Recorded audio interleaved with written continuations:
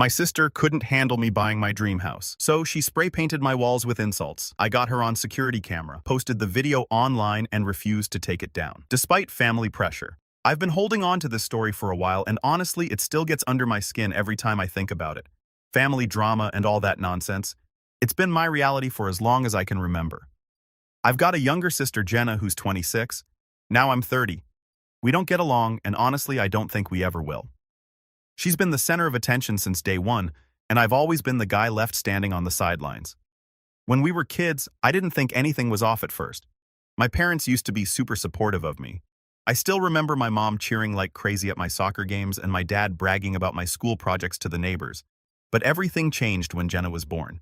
Suddenly, it was like I didn't exist anymore. I tried hard to stay relevant. I started studying hard and getting straight A's and joining clubs, not because I love those things, but because I thought maybe, just maybe, I could earn back a little of their attention. But I didn't. No matter what I did, Jenna was always the star of the show. And the crazy part, she didn't do anything special to earn it. She just had this way of soaking up all the attention even when it wasn't supposed to be about her. Let me give you an example. My 18th birthday, my parents threw me a party, and for once I thought, hey, maybe today will actually be about me. Midway through the party, we get a call from the police. Jenna, who was 14 at the time, had been caught vandalizing some property with her friends. Her friends ran off, but Jenna got caught. My dad, being a cop, pulled some strings and got her off with a warning. By the time they brought her home, the party vibe was completely gone. I just sat there cutting my cake by myself while my parents lectured Jenna in the kitchen. And that wasn't even the worst of it. There was a final straw that changed everything. When I was 21, I just landed my first real job and I was so excited. I came home ready to celebrate with my family, but Jenna had other plans. She shows up with her high school boyfriend and announces that they're engaged despite the fact that she was only 17, and just like that, my celebration turned into an engagement party. I was absolutely angry, but when I tried to talk to my parents about how unfair it was, they dismissed me, told me I was overreacting, and that I should be happy for Jenna. That was the day where I didn't stay silent and decided I was done. I cut ties with my family after that. I know it sounds extreme, but I couldn't take it anymore. They never took my side, never stood up for me. It was always about Jenna. I didn't want to be part of a family where I was treated like an afterthought. The thing is, Jenna thrived on this dynamic. She loved being the center of attention, and she didn't care who she had to step on to stay there. Every time I achieved something, she found a way to one-up me or shift the focus onto herself, and my parents let her get away with it every single time. After I walked away, they tried to reach out a few times, sent some texts, left some voicemails, but I ignored them. It's been 9 years now, and I haven't spoken to them since. I heard bits and pieces about Jenna through the grapevine, mostly from relatives who still keep in touch with my parents. Apparently, she called off that engagement a few weeks later. Shocking, right? Turns out it was just another stunt to grab attention. Classic Jenna. Looking back, I realized how much their favoritism messed with my head. It's not like I wanted to be the favorite or anything. I just wanted to feel like I mattered, like my achievements were worth something.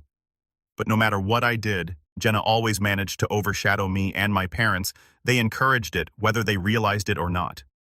The thing about Jenna is that she's not just selfish, she's manipulative. She knows exactly how to play people, how to get them on her side. My parents were her biggest enablers. Every time she screwed up, they were right there to clean up her mess. Meanwhile, I was left to fend for myself. It wasn't easy walking away from my family, but it was necessary. I needed to put some distance between us to focus on myself for once. I started fresh. I got serious about my career, saved every penny I could, and poured my energy into building a life I could be proud of. My first goal was moving out of the apartment I'd been stuck in since college. It wasn't bad, but I wanted something that felt more like mine. 2 years ago, I finally made that happen. I bought a house, not just any house, a place that screamed, "This is what I've worked for." It had everything I wanted: space, privacy, and a fresh start. Moving into that house felt like crossing a finish line. I'd made it. But I wasn't naive enough to think I could let my guard down completely. Family has a way of creeping back in whether you want them to or not. So I made it clear to everyone, extended relatives, old family friends, you name it, that my new address was off limits. I didn't want my parents or Jenna showing up unannounced. I wasn't about to let them ruin this new chapter of my life. Meanwhile, life for Jenna wasn't going so great. I didn't have direct contact with her, obviously, but people talk. From what I heard, her big business venture a few years ago was a complete disaster. She tried to start some kind of event planning company, which honestly is laughable considering how disorganized she is. It didn't take long for the whole thing to go under, leaving her drowning in debt. And of course, Mom and Dad were there to bail her out just like always. Jenna's failure didn't stop there. I'd heard whispers about her borrowing money from friends and even getting tangled up in some shady dealings. Nothing concrete, but enough to paint a picture of someone who was desperate and reckless. Now I'd recently been featured on the cover of a local business magazine. Apparently it had sparked a lot of conversations among our relatives. Jenna probably heard about it too, and I can only imagine how much that stung. She's always needed to be the star, and seeing me succeed must have been a punch to her ego. Then came the graffiti incident. 6 days ago I was heading out for the evening when I saw it. My house, my sanctuary, the one thing I'd worked so hard to make mine, was covered in hateful, ugly words sprayed in bright red paint. It was everywhere: the front walls, the garage door, the windows, and even my carefully painted front door. Words like fraud and loser were scrawled across my property in chaotic, jagged letters.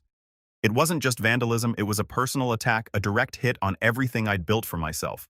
I stood there frozen, my keys dangling in my hand. I tried to process what I was seeing. My first thought was, why? What did I do to deserve this? I felt a mix of anger, confusion, and heartbreak, all swirling into one overwhelming storm.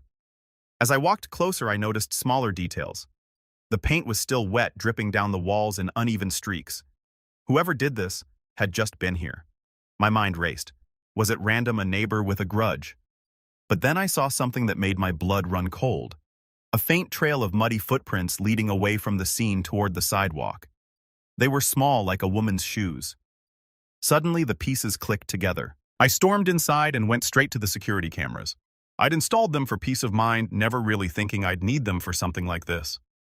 My hands shook as I rewound the footage, desperate to know who had done this. And there she was, Jenna. She'd tried to disguise herself with a hoodie, but I'd recognize her anywhere. The way she moved, the little glance she threw over her shoulder, it was unmistakable. The cameras caught her face just enough to leave no doubt. But that wasn't all. As I stared at the screen, I noticed something else: her handwriting. The jagged, messy letters on the walls matched exactly with the notes she used to leave around the house when we were kids. She used to write me nasty messages and slip them under my door whenever we fought. It was like her calling card. The realization hit me like a ton of bricks.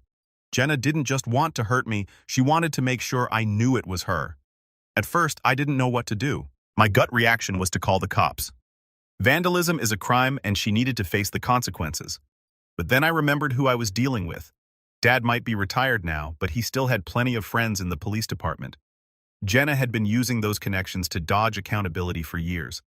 I knew exactly how it would play out. I'd file a report, Dad would make a few calls, and Jenna would walk away without so much as a slap on the wrist. The thought of her smirking, knowing she'd gotten away with it again, made my blood boil. That wasn't good enough for me. I decided to handle it my way. I grabbed my phone and started documenting everything. I took pictures of every hateful word, every streak of paint, and every inch of damage. I even recorded a video of myself standing in front of the graffiti explaining what had happened. Then I pulled up the security footage and took screenshots of Jenna in action. My heart raced as I pieced it all together, but I didn't hesitate. I was done staying silent. That night, I posted everything online. I didn't name Jenna outright, but I didn't need to. Anyone who knew us, family, old friends, distant relatives, could easily connect the dots. The caption was simple. This is what happens when someone can't handle your success, proof included. The response was immediate. The post blew up within hours, gaining likes, shares, and comments faster than I could keep up. People were furious on my behalf. Strangers I'd never met were calling Jenna out for her behavior, and friends were flooding my inbox with messages of support. Even relatives who'd stayed neutral for years started chiming in, expressing shock and disgust at what Jenna had done. For the first time in years, I felt like I had the upper hand. Jenna wasn't going to walk away from this without facing real consequences, and if my parents wanted to defend her, that was their choice, but they'd have to live with the fallout. I spent the rest of the night repainting the front door and scrubbing off the paint where I could. It wasn't just about fixing the damage, it was about reclaiming my space. By the time I was done, I was exhausted, but oddly satisfied. The graffiti was gone, but the post stayed up. This wasn't just about exposing Jenna, it was about standing up for myself. For too long, I'd been silenced, ignored, and dismissed. Not anymore. By the end of that week, I'd repainted the house and cleaned up the mess Jenna had made. It didn't cost me that much and I didn't bother cleaning. I somehow felt some satisfaction. The post stayed up. It wasn't just about exposing Jenna, it was about reclaiming my voice. For too long, I'd been silenced, ignored, and dismissed. Not anymore. That was my mantra as I watched my post spread like wildfire. People I hadn't talked to in years were commenting, messaging, and sharing it. The support was overwhelming. Some strangers were flat out furious on my behalf, asking how someone could be so entitled and hateful. Others shared their own stories of family drama and betrayal, saying they related to my situation. For once, I didn't feel like the crazy one. Of course, not everyone was on my side. A few people tried to play devil's advocate, suggesting I should have handled it privately. But honestly, I'd been keeping quiet for years. I was done protecting Jenna from the consequences of her actions. She vandalized my house, and I had every right to call her out. Jenna wasn't happy about it, of course, not one bit. Her messages were all fake apologies and desperation. She kept saying, "Come on, we're family," as if that suddenly erased everything she'd done. She offered to pay for the damages, which was laughable considering she didn't have 2 pennies to rub together. The only money she had was coming from our parents, and we both knew it. I ignored the financial offer and demanded that she acknowledge her actions and publicly apologize for the damage. I told her I would only consider deleting the post after she did so. She flipped. She said it wasn't fair to ask her to humiliate herself like that. Humiliate? No. It was accountability, something she'd never experienced before. Jenna always had a way of twisting things to make herself look like the victim.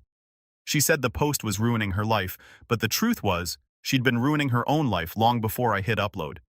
Then my parents jumped in as expected. My dad called first, his voice tight with anger. He didn't even ask me how I was doing or why I'd posted it. He went straight to defending Jenna. "You need to take that post down. Do you realize what you've done to your sister's reputation?" He barked, as if Jenna's reputation was my responsibility. I told him Jenna should have thought about that before spray painting my house. Dad wasn't having it. He started throwing around phrases like family unity and "we need to stick together." I could almost hear Mom coaching him in the background. They acted like I was tearing the family apart, ignoring the fact that Jenna had been doing that for years. I stayed calm and told Dad that if Jenna wanted the post down, she knew what to do. I wasn't budging. Later that day, Mom called. She tried a different tactic, hitting me with the guilt trip. She started crying, saying, "I never thought you'd do something like this. You're better than this." Better than what? Standing up for myself. She admitted, "They treated Jenna and me differently growing up, but then said we've tried so hard to fix things with you, and this is how you repay us." I couldn't believe what I was hearing. Fix things. They'd ignored me for years, excused Jenna's behavior, and now they were playing the victim. I told her that if she wanted to fix things, she could start by holding Jenna accountable. She kept sobbing, saying I was being unfair. I let her cry it out, but I didn't change my mind. The comments on the post kept rolling in, and eventually some of Jenna's old friends chimed in. They brought up things I didn't even know about: girls' fights, she'd started scams she'd run, and other shady behavior. The more people talked, the clearer it became that Jenna's reputation wasn't something I'd ruined. She'd done that all on her own. At this point, Jenna was desperate. She sent me another message, this one angrier than the last. She accused me of being a wannabe martyr, said I was blowing things out of proportion, and even called me jealous. Jealous of what? Her debt. Her dad launched into some speech about family and forgiveness, while Mom tried her best to look upset. The lawyer handed me some papers saying the post was defamatory and needed to come down. I skimmed the documents, handed them back, and said, "If you want to sue me, go ahead. But good luck explaining why Jenna was caught on camera vandalizing my property." My uncle tried to mediate. "Look, I know Jenna messed up, but this is getting out of hand. Let's sit down and work this out." I agreed, but the moment Jenna walked in, she started yelling about how I'd ruined her life. "You don't even know what you've done," she said, pacing around the room. I stayed silent and unresponsive, letting her rant, which seemed to anger my dad off. He exploded. He slammed his fists on my coffee table so hard that it broke the wood, splitting and collapsing. The room went silent as everyone stared at the damage. Dad glared at me and shouted, "Are you just going to sit there and do nothing? This is your family and you're tearing it apart." I didn't respond. I just stared at him. That seemed to make him angrier, but my uncle stepped in to pull him back. No one said anything for a while, the tension thick in the air. Finally, Mom spoke. "Please take it down. Do it for the family." "No," I said. "Jenna made her choices and now she's dealing with the consequences. I'm not fixing this for her." Dad stormed out without another word. Jenna followed, slamming the door. Mom hesitated, looked at me, then left too. I glanced at the broken coffee table side and sat back down. It was clear now more than ever they weren't going to change and I wasn't going to help them. After they left, I sat down and scrolled through the comments on my post. The support was still pouring in. People were sharing their own stories, thanking me for standing up to someone toxic. It felt good to know I wasn't alone. The next few days were tense. Jenna kept sending me messages ranging from fake apologies to outright threats. "You're ruining my life," one read. Another said, "If you don't take it down, I'll make sure you regret it." Classic Jenna, always trying to bully her way into getting what she wanted. I didn't respond. Engaging with her felt like pouring gasoline on a fire. Then things escalated. My uncle called and tried to play mediator again. "Listen," he said, his tone way too calm for my liking. "Jenna's struggling right now. You have no idea what this post is doing to her." "Struggling?" I shot back. "She vandalized my house and you're worried about her feelings? Maybe she should have thought about that before grabbing a spray can." My uncle sighed, clearly frustrated. "It's not just about her, you know. Your dad's reputation is on the line too. People are starting to talk." That part got my attention. I hadn't even thought about how this might blow back on my dad. He'd spent years covering for Jenna, and now it was catching up to him. But instead of feeling bad, I felt vindicated. For once, their perfect little facade was cracking. The next day, Jenna showed up at my house, pounding on the door hard enough to wake the neighbors. I opened it, and before she could push her way in, I stepped in front of her, blocking her path. "What do you want, Jenna?" I asked, keeping my tone firm. "We need to talk," she said, trying to sidestep me.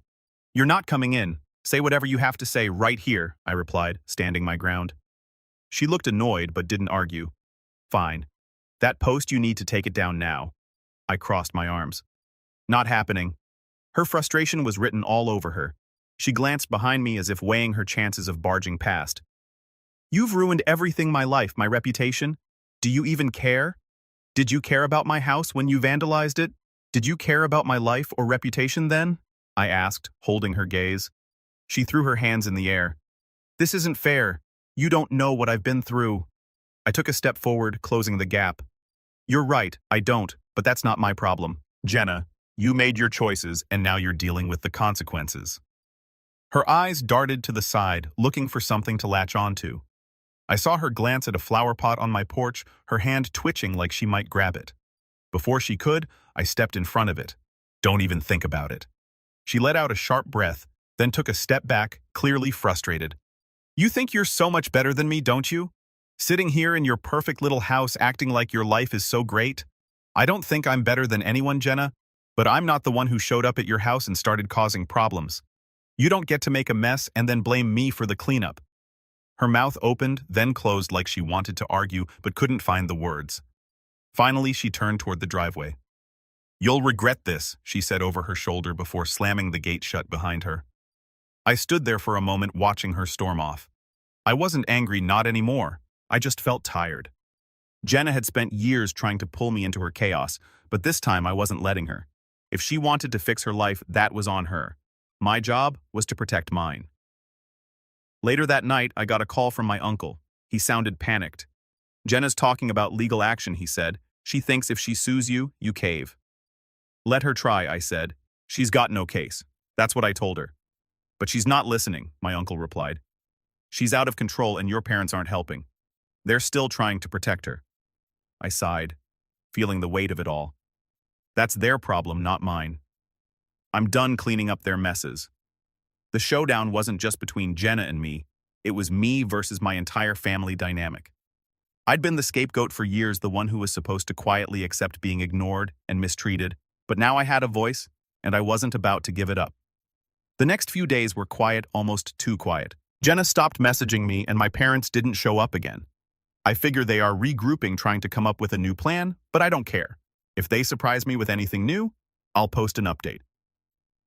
Final update, hey guys, just like I promised you, I came back with an update since unexpected scandals started revealing. A few days after my uncle's call, my hunch was confirmed. My post had gained even more traction, and the comments were relentless. People were sharing it, dissecting the security footage, and even digging up more dirt on Jenna. It was like the internet had decided to be my personal investigator.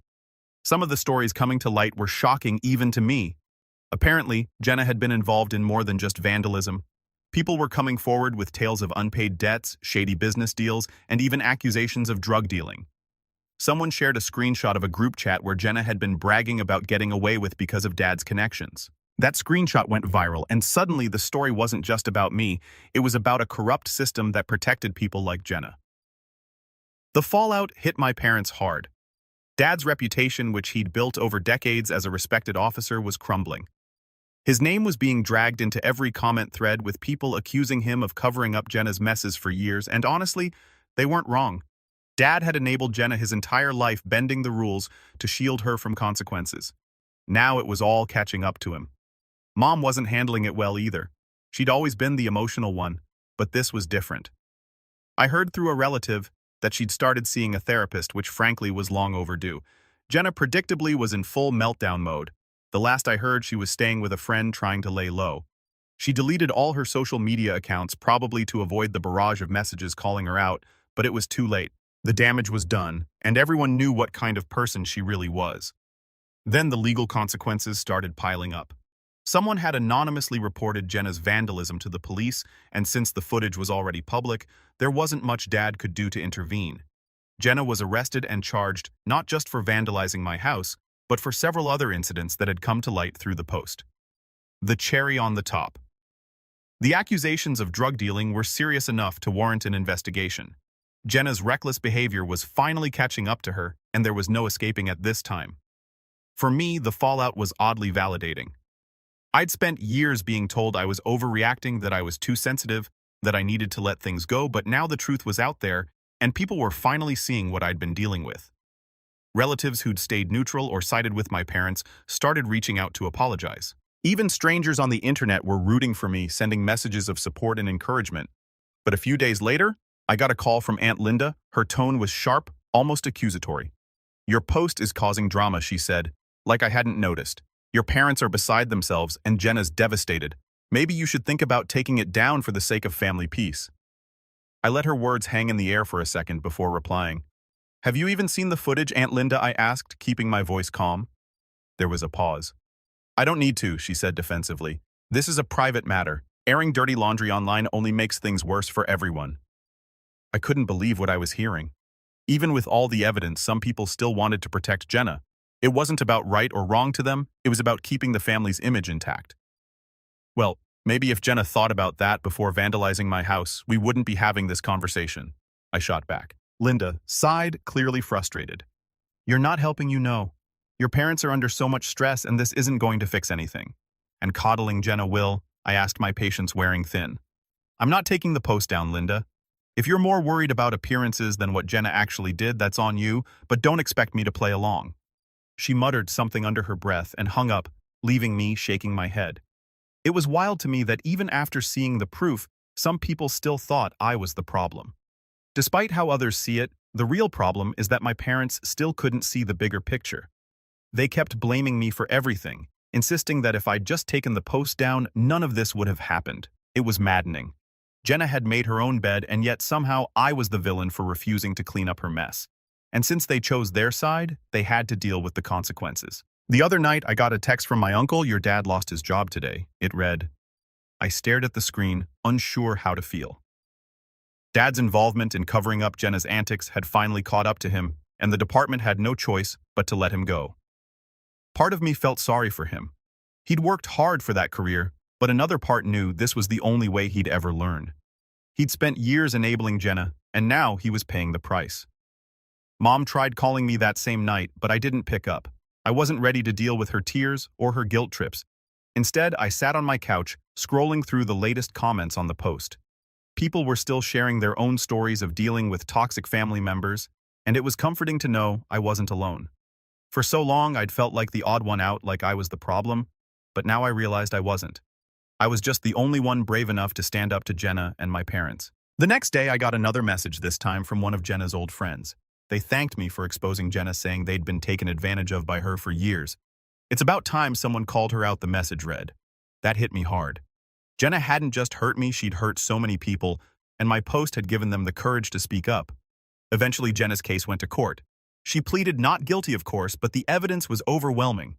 Between the security footage, the group chat screenshots, and the testimonies from people she'd wronged, there was no way she was getting out of this. The judge sentenced her to 4 years in prison with no chance of parole. It was a harsh sentence, but one she deserved. As for my parents, they'd gone quiet after the sentencing. I imagine they were embarrassed, maybe even angry, but there was no more denying the truth.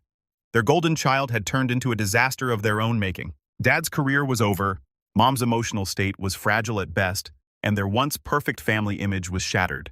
It wasn't the outcome I'd hoped for when I first posted the footage, but I can't say I was surprised. Enabling someone like Jenna always comes with consequences. Meanwhile, I threw myself into my work.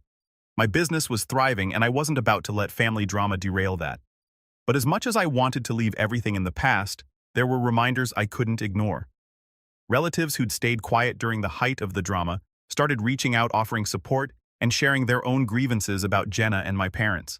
Some apologized for not speaking up sooner, while others just wanted to vent. It was validating, but also exhausting. Everyone seemed to have a story about how Jenna had wronged them, or how my parents had let it happen. One day, I got a letter in the mail from Mom. It was long and handwritten, full of apologies for how things had turned out, for how she and Dad had treated me, and for not stepping in when Jenna's behavior got out of hand. But even as I read her words, I couldn't shake the feeling that something was missing. She didn't take responsibility for enabling Jenna. She didn't acknowledge the years of neglect I'd endured. It felt like a surface-level apology, one designed to ease her guilt rather than truly make amends. Jenna, on the other hand, had stayed completely silent. I hadn't heard a word from her since her sentencing, and I didn't expect to. Whatever relationship we might have had was long gone, and I was okay with that. Jenna had made her choices, and now she was living with the consequences. I didn't owe her anything, not my forgiveness, not my understanding, and certainly not my time. As the months turned into a year, I focused on building a life that felt true to me. I traveled